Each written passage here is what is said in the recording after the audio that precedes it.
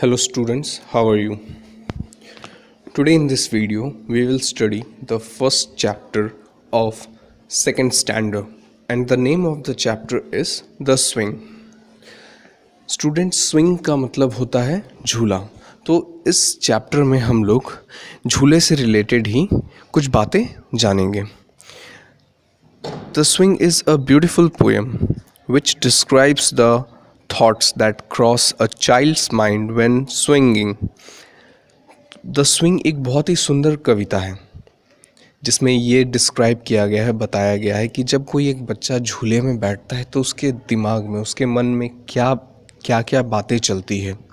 In the poem, the poet describes the joy and wonder a child feels as she swings up and down the ride. इस poem में poet ने ये बताने की कोशिश की है कि जब एक बच्चा उस झूले में झूलता है तो उसके मन में कितनी खुशी होती है जब वो झूले में एक बार ऊपर और एक बार नीचे की ओर जाते हैं। तो students, first of all I will read this poem and then I will tell you the meaning of this poem. The swing. How do you like to go up in a swing, up in the air so blue? Oh, I do think it the pleasantest thing ever a child can do. Up in the air and over the wall, till I can see so wide. River and trees and cattle and all over the countryside. Till I look down on the garden green, down on the roof so brown. Up in the air I go flying again, up in the air and down.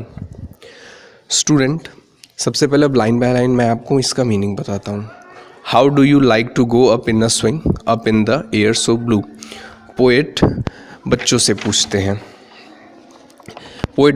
पूछते हैं कि how do you like to go up in a swing, आप झूले में कैसे झूलना पसंद करते हो? Up in the air so blue मतलब ऊपर आसमान, नीले आसमान की ओर, फिर नीचे इस प्रकार। Oh, I do think it is the pleasantest thing ever a child can do. मुझे ऐसा लगता है, पोएट कह रहे हैं कि मुझे ऐसा लगता है कि ये सबसे खुशी का काम है जो एक बच्चा करना चाहता है, क्योंकि बच्चों को झूले में झूलना बहुत पसंद होता है और वो अगर आप उन्हें दिन भर झूले में झूलने के लिए बोलोगे तो वो झूलते रहेंगे बिना खाए पिए, क्योंकि उन्हें वैसे करने में मज़ा आता है। Up in the air and over the wall till I can see so wide. वो झूले में बैठकर किस तरह झूलना चाहते हैं? एक बार ऊपर जाना चाहते हैं। कितना ऊपर जाना चाहते हैं? वो दीवार जितनी ऊंची होती है वो दीवार को भी क्रॉस करके वो ऊपर की ओर जाना चाहते हैं। ठीक है, till I can see so wide, ताकि वो अपने चारों ओर जो है वो देख सके। उसके चारों ओर क्या क्या है? River and trees and cattle and all over the country side.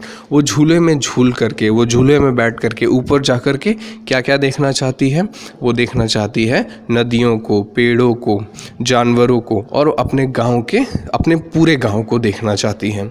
Till I look down on the garden green, जब तक कि वो नीचे गार्डन ग्रीन की ओर देखे, हरी भरी धरती में नीचे की ओर देखे, है ना। ऊपर जा कर के जब वो नीचे की धरती को देखेंगी तो बिल्कुल हरी भरी लगेगी, है ना। Down on the roof so brown, वो घरों के छतों को देखना चाहती है। गांव में घरों के छत खपड़े और टालियों के बने हुए होते हैं, जिस कारण से वो देखने में ब्राउन कलर के लगते हैं। तो वो झूले में बैठ करके वो इतना ऊपर तक जाना चाहती है ताकि वो नीचे ज़मीन को देख सके, हरी भरी धरती को देख सके और लोगों के घरों के छतों को भी देख सके। Up in the air I go flying again, अब वो फिर नीचे आएगी, अब वो फिर से उसे ऊपर झूलते हुए जाना है। Up in the air and down, वो ठीक उसी प्रकार झूले में ऊपर नीचे करके झूलना पसंद करती है। इस पोएम के पोएट है रॉबर्ट लुइस स्टीवनसन। स्टूडेंट, इस चैप्टर से दो वर्ड्स हैं जो कि वर्ड जूमर में है। फर्स्ट है प्लीजेंटेस्ट। प्लीजेंटेस्ट का मतलब होता है द हैप्पीएस्ट, सबसे खुशी का काम। दूसरा होता है कैटल। कैटल मतलब जानवर होते हैं, लेकिन वैसे जानवर जिनसे फार्म का काम करवाया जाता है। So thank you students.